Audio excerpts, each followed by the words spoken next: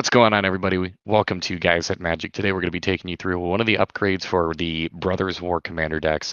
Today what we're going to be doing is looking at Mishra Burnished Banner. And we're going to be throwing $100 at it, seeing what kind of direction we want to build this thing up in. Joining me today, we also have Steven in here. What's up, everybody? And Steven had the privilege of going over this deck, making sure that he made this thing as powerful as he possibly could. Before we dive in with the upgrades, though, do us a huge favor. Make sure that you like and subscribe to this video. We have a ton of content coming out. If you do like this video, also keep in mind we're going to be doing a $100 upgrade for the other deck, the Urza deck that goes along with this set as well. And then we actually go back and we revisit both of these and then throw $300 at them, give them a little bit more beef. So kind of do two different versions of these decks. With that being said, though, let's go ahead and kick this thing off. Steven, do you want to go ahead and explain what the face card does? Yep, so with the deck, I did stick with the face card. So this is Mishra, Eminent One. It is 2 colorless and Grixis. It's a legendary creature, Human Artificer, 5/4. At the beginning of combat on your turn, create a token that's a copy of target non-creature artifact you control, except its name is Mishra's War Form, and it's a 4/4 construct artifact creature in addition to its other types. It gains haste until end of turn, sacrifice at the beginning of the next end step. So really cool ability here. I think it's really cool the fact that legendary rule doesn't really have to apply with some of the cards we're going to be playing. So I really do like that ability. All right, so with that being said, obviously this deck cares about artifacts, cares about some tokens, maybe it cares about some sacrifice stuff. Tell us, what are you going to be doing to kind of give this deck a little bit more bite? So I'll be honest with you, this deck straight out of the box was super powerful, and I kind of stared at it for a couple days, and I was just like, what am I going to do? Because with it being so strong already, I kind of only found one route, and with every Precon I've done so far, it's been really fun, but at the same time, I'm a certain type of player, and this is obviously what I love to do, so I want a combo route again. But I didn't go the stupid combo route that you might see in any other deck. I wanted it to be artifact themed, so I wanted to stick with the theme of the deck, so I did that. Explain to us a little bit. What do you mean by combo rapid sticking with the theme? What combo are we talking about? So the combo we're going to be doing is we're actually going to be pulling off infinite turns. So we'll go ahead and throw up 2 cards, and it's the premise of the entire deck. So here we have Saheeli the Gifted, and we have Gonti's Aether Heart. So we'll go ahead and start with Gonti's Aether Heart. It is 6 colorless. Whenever Gonti's Aether Heart or another artifact enters the battlefield under your control, you get 2 energy counters. And then you can pay 8 energy counters. You exile Gonti's Aether Heart, take an extra turn after this one. So really cool ability right there, be able to take an extra turn. You have to exile this card, which is kind of shitty. So technically you only get 1 extra turn. But what we're going to do with Mishra is Mishra during combat is going to make a copy of Gonti's Aether Heart, make it a 4/4 creature. It is a different name, so the legendary rule will not apply here. So the cool thing is you play Gonti's, you get 2 energy counters. Go to combat, make a copy. You're going to get 4 counters because now you have Gonti the original, giving you an extra 2, and then the copy coming in, giving you 2. So now we're at 6. Saheeli the Gifted, we're going to +1 her after combat in our second main. We're going to create a 1/1 colorless Serbo artifact creature token. That's going to trigger both of the Gontis, and essentially what's going to happen is we're going to get another 4 energies, so now we're going to be at 8. So now we're going to be at 10 energies total. Before we move to our end step, to where Mishra is going to trigger and make a sacrifice, the copy that he just made, we're going to sacrifice the copy by paying those 8 energies, and we're going to take an extra turn. All right, sounds pretty good. So we have an infinite combo route in here. So what are you going to do with all those turns? Well, David, with all the extra turns, we're pretty much constantly +1ing Saheeli, so we're always going to have all these artifact creature tokens. So we're going to basically just win with damage. And then there are other cards in the deck that when we play artifacts, we're creating creatures. So we're just going to make a massive board state that nobody can really hurt unless they stop this, and then we're going to win. All right, so we'll go ahead and beat him to death as a game plan. Hopefully we can do that efficiently. What kind of big beaters do you have in here? What kind of creatures are you going to throw in here to help us close out that game? So funny enough, nothing terribly big other than what comes in the Precon. The cards that I added are kind of going to help us get to the point where we need to. So I added probably one of my favorite cards in Magic, Baleful Strix. Blue and a black, a 1/1, Flying Death Touch. When Baleful Strix enters the battlefield, we draw a card. It's an artifact creature as well, so if we have any sack outlets for artifacts, this will help us get to that point too. 2 cards that I added for some cost reduction: Ethereum Sculptor, colorless and a blue. Artifact spells you cast cost 1 less. Foundry Inspector, 3 colorless. Artifact spells you cast cost 1 less. So really wanting to get us to the point where maybe we don't need all that mana to go ahead and cast the things that we're doing. Probably one of my favorite ones, Psi Master Thopterist, 2 colorless, a blue. Whenever you cast an artifact spell, create a 1/1 colorless Thopter artifact creature token with flying. You can pay a colorless, a blue. You can sacrifice 2 artifacts, draw a card. And then last card we have here is 2 colorless and a blue. It is Treasure Mage. Whenever Treasure Mage enters the battlefield, you may search your library for an artifact card with converted mana cost 6 or greater. Reveal it, put it in your hand, then shuffle your library. Funny That's a nice enough. little tutor effect. Yeah, funny enough. Gonti uses 6 mana. All right, so we talked about some of the creatures you're going to be throwing in here. What about some of the other cards, some of the support options? Yep, so I threw in 3 sorceries and 1 instant. I wanted to make sure that once we do find Gontis, if it is in our graveyard, I want to be able to bring it back. So one of the cards that I added was Reconstruction. 1 blue, return target artifact card from your graveyard to your hand. And then the other 3 that I added are going to be just basically find me as quickly as possible. So we have Fabricate, which is 2 colorless and a blue. Search your library for an artifact card, reveal it, put it into your hand, then shuffle your library. The other 2 are my most preferred method of finding Gontis, just because these put it straight onto the battlefield. So first one is Reshape. It is X and 2 blue. As an additional cost to cast a spell, sacrifice an artifact. We have plenty of them in this deck. Search your library for an artifact card with converted mana cost X or less and put it onto the battlefield. Then shuffle your library. So straight onto the battlefield. So if we have Saheeli in hand, then we can use the mana for that, and then we can go ahead and do this thing. And then last one was War of Invention, X, 3 blue. It has Improvise, so use your artifacts to help cast the spell. Each artifact you tap after you're done activating mana abilities pays for 1. Search your library for an artifact card with converted mana cost X or less, put it on the battlefield, then shuffle your library. These 2 are probably my favorite, just because obviously straight onto the battlefield, we're getting there. All right, so a couple easy options to be able to get Gontis in play really quickly. Mm-hmm. All right, looks like you have a couple of support artifacts that you've included in here. Go ahead and break those down. Yep, so I have 3 of them in this deck. I want to talk about 2 real quick, and then the one I will talk about at the end just because it is my favorite one that I put in. But first one I want to talk about is Wishclaw Talisman. It is 1 and a black. Wishclaw Talisman enters the battlefield with 3 wish counters on it. You can pay 1, tap it, remove a wish counter from Wishclaw Talisman, search your library for a card, put it into your hand, then shuffle your library. An opponent gains control of Wishclaw Talisman. Activate this ability only during your turn. I used to hate this card. David, you showed me it. Showed me the light, and I put it in almost every deck that has a black pip in it ever since. Yeah, if you are playing a combo deck, Wishclaw Talisman doesn't necessarily have much of a downside, because if you use this to go find your combo piece, your opponent probably won't be able to ever use their ability because you're just aiming to win the game. Mm-hmm. And then the second card I threw in here was probably the most expensive card that I threw in, unfortunately. Was Krark Clan Ironworks. It is 4 colorless, and then you can sacrifice an artifact, add 2 colorless to your mana pool. We are generating a ton of tokens in this deck that are artifacts. So to be able to utilize those artifacts to create mana to use for A, combo pieces, or B, to find what we need, I thought was just a beautiful ad.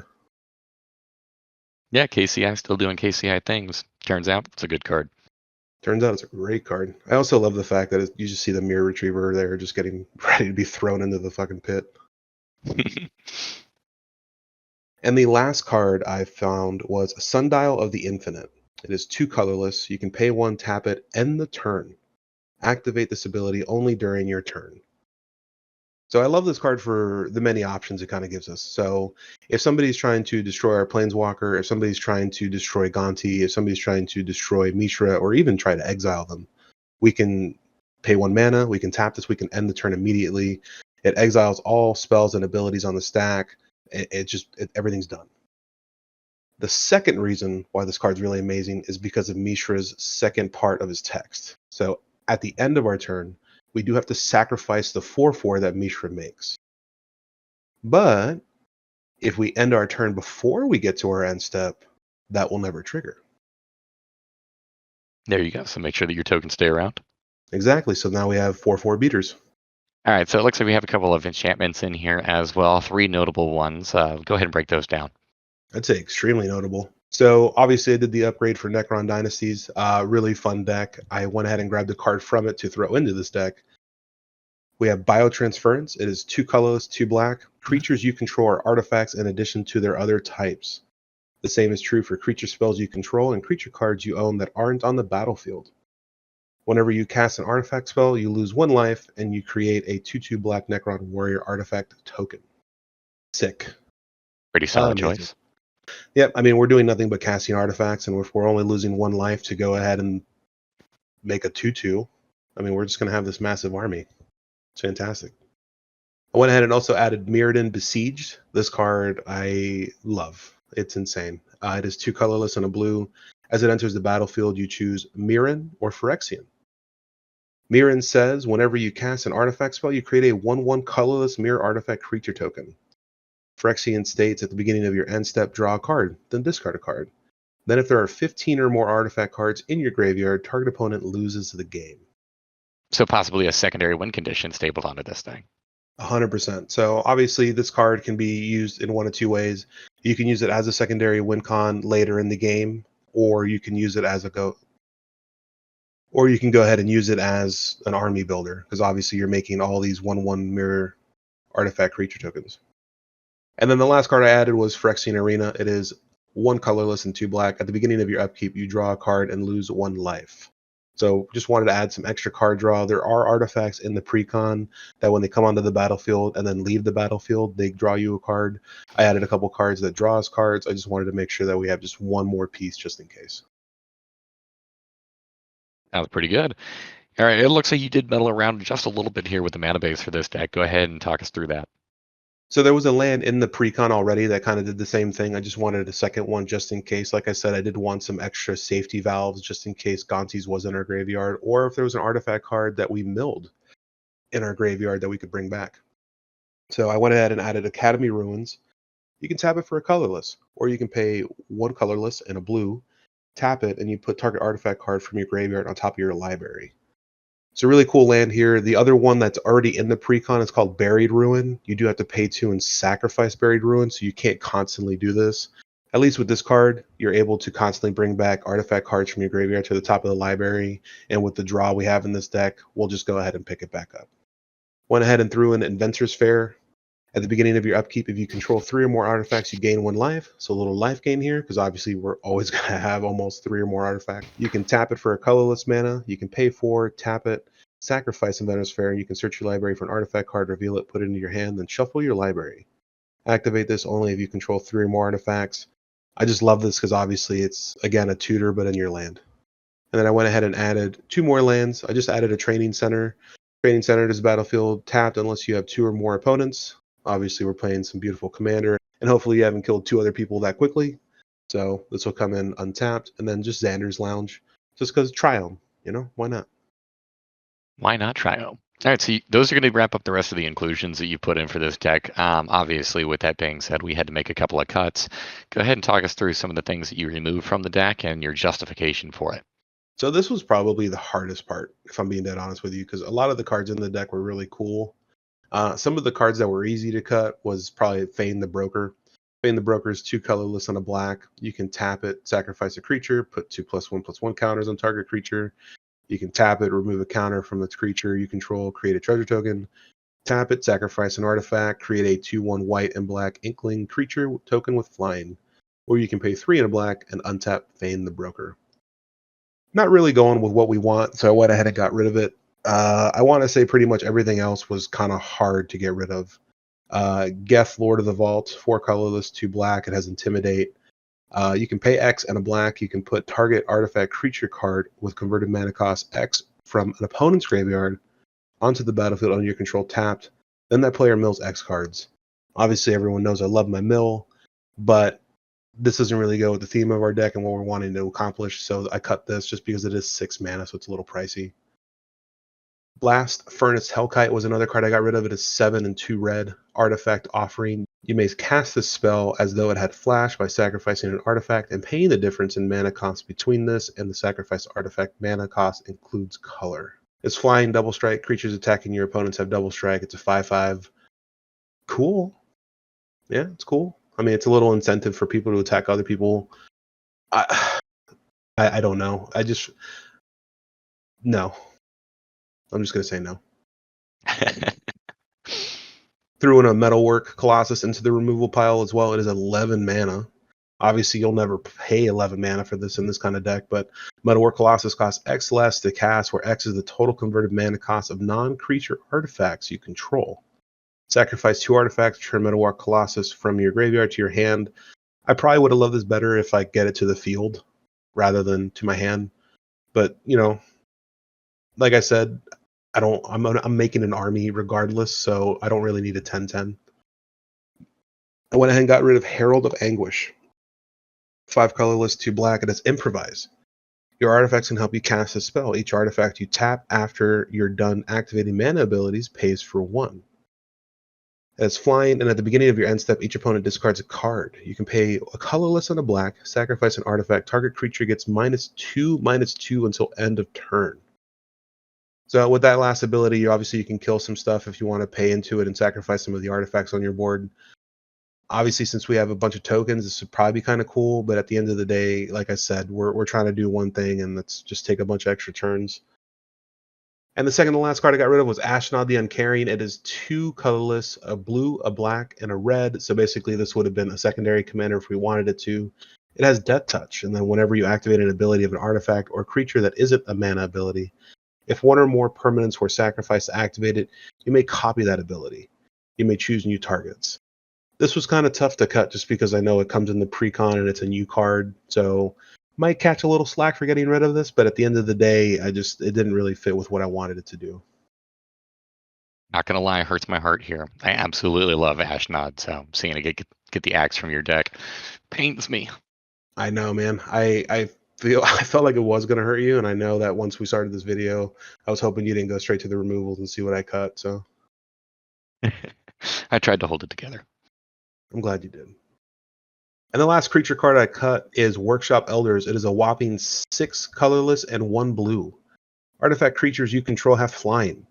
At the beginning of combat on your turn, you may have target non-creature artifact you control become a 0/0 artifact creature. If you do, put 4 +1/+1 counters on it. So really cool. Makes us an army. Makes that army have flying. But it's 7 mana. Now, granted, obviously, we're going to have enough mana to play this in the future. But with Saheeli, we're making all those flyers anyways. Granted, they're not 4/4s, but we have cards like Biotransference. We have plenty of ways to get our army going where we didn't need this. All right, so that's going to wrap up the rest of the creatures that ended up not making the cut. Now, I'm looking that you did happen to remove 2 sorceries, and Ashnod, if that one's not going to make me cry, this most certainly is. These are 2 of my favorite cards in all of Magic. Go ahead and explain why you cut these 2 beautiful cards. I'm going to explain why I broke David's heart here, guys. So I did remove 2 sorceries from the deck. One of them was Faithless Looting. It is a red. You can draw 2 cards and then discard 2 cards. So obviously, we can mill through the deck a little bit. We can go ahead and draw some cards from our deck. I have card draw in the deck with some of the artifacts we have in here. I also have ways to get cards back from the graveyard. There's ways to mill. So although this card is fantastic, and I think that it is a really good option and some card draw in the deck, and it has flashback, so you can do it again. This deck was really hard to pick through and cut. So this is just one of those like last couple cards that I was just like, well, damn it, I guess I'm getting rid of it. And then the last one that I got rid of was Expressive Iteration. So we have what was Standard's probably best, is it card for a blue and a red. Look at the top 3 cards of your library, put one of them into your hand, put one of them in the bottom of the library, and exile one of them. You may play the exile card this turn. Like I said, it is a good card. I'm not saying it's not a great card, but it was just one of those things where there's enough in the deck. I just wanted to cut it out. Understandable. I do love the card. It is very powerful enough, in fact, that it actually received a ban in Pioneer and in Explorer too. So that's nuts, dude. Let's go ahead and wrap this up, though. You have a couple of other artifacts that didn't quite make the cut. Let's go ahead and turn through those. Yep. So we have Dreamstone Hedron for 6 colorless. You can add 3 colorless mana if you tap it. It's got pay 3, tap it, sacrifice it, draw 3 cards. Cool, but we have enough card draw where I don't need to pay 9 mana to do that. Other one I got rid of was Executioner's Capsule. You can pay a black. You can pay a colorless, a black, tap it, sacrifice it, destroy target non-black creature. There's some removal in the deck where I don't really need this. I don't know. It's cool. I just didn't really want it. Oblivion Stone, 3 colorless. You can pay 4, tap it, put a fate counter on target permanent. Then you can pay 5 and tap it, sacrifice Oblivion Stone, destroy each non-land permanent with a fate counter on it, then remove all fate counters from all permanents. Super cool, but I'm not wanting to invest what is possibly an abundant amount of mana just to destroy a couple things. Prophetic Prism, it is 2 colorless. When Prophetic Prism enters the battlefield, draw a card, and then you can pay 1, tap it, add 1 mana of any color, so kind of a little bit of a filter here. I have enough cards in here that kind of do this, and then the land base is pretty solid as it is with what I added and then what's in the deck, so I got rid of this as well. Smelting Bat, it is 4 colorless. You can pay 1, tap it, sacrifice another artifact, reveal the top 8 cards of your library, put up to 2 non-creature artifact cards with total mana value less than or equal to the sacrifice artifact's mana value from among them onto the battlefield, and the rest onto the bottom of your library in any random order. This card's really cool. It can help us filter through the deck, but I took a lot of the high cost mana. I took a lot of the high cost artifact cards out. So I kind of just got rid of this just because it kind of became a little bit more pointless, just because I'm not trying to filter my deck for a 2 cost or a 3 cost.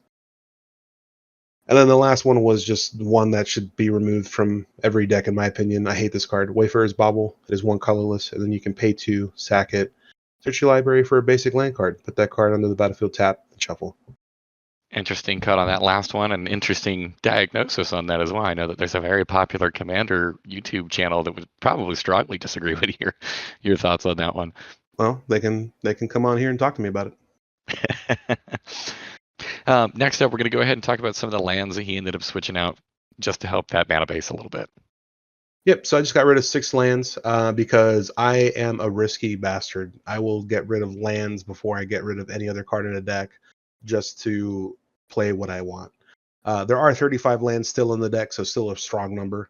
But I got rid of Ash Barrens because I cut this card out of every deck. It's tap for a colorless and basic land cycling 1. Cool, I can cycle this and find something else, but what's the no, out of my deck. I also got rid of Crumbling Necropolis. I threw in the Xander's Lounge. Crumbling Necropolis enters the battlefield tapped. You can tap it for a blue, a black, or a red. Xander's Lounge does the same thing, except it's an island, swamp, or mountain. Darkwater Catacombs is another one I got rid of. I don't really like these lands. You pay 1, and then you can tap to add a blue or a black. I don't know why, but it always messes with my math in my head. So I always take these out. And then following that was Shadowblood Ridge. It does the same thing, except it does it for a swamp or a mountain. I got rid of Terramorphic Expanse. You can sacrifice it, search your library for a basic land card, put it on the battlefield, tapped, and shuffle. And then the last one I got rid of was just 1 swamp. Just 1 swamp. Just 1 swamp. 1 swamp. All right, so that's going to go ahead and do it. It's going to wrap up our $100 upgrade here for Mishra. In the case he ended up liking this, go ahead and make sure that you like and subscribe. And then also, if you do want to dive in, we have the Moxfield link included down in the description below, so you can check out the entire deck list. Go ahead, goof around with it on there. And then if you want to pick it up or purchase it, you have an easy route to do so. Past that point, make sure that you also leave a couple comments on this video. What are some cards that maybe you would have included that we did not? Also, what route would you have taken Mishra in had you done something a little bit differently? Before we go ahead and wrap this up, just to go ahead and cover the overall price tag on this thing, Steven, how much money of that $100 budget did you actually spend? David, I know what you're going to say. Steven, why are you such a cheater? Because I went a little over. I was at 108.75 current pricing. All right, well, you are a cheater then. 100%. All right, well, thank you so much for sticking around with us up to this point. Make sure that you also follow us on our other social media platforms like Instagram and on Twitter at Guys at Magic. And hope to see you back around for the Urza deck. Until next time, peace. Goodbye.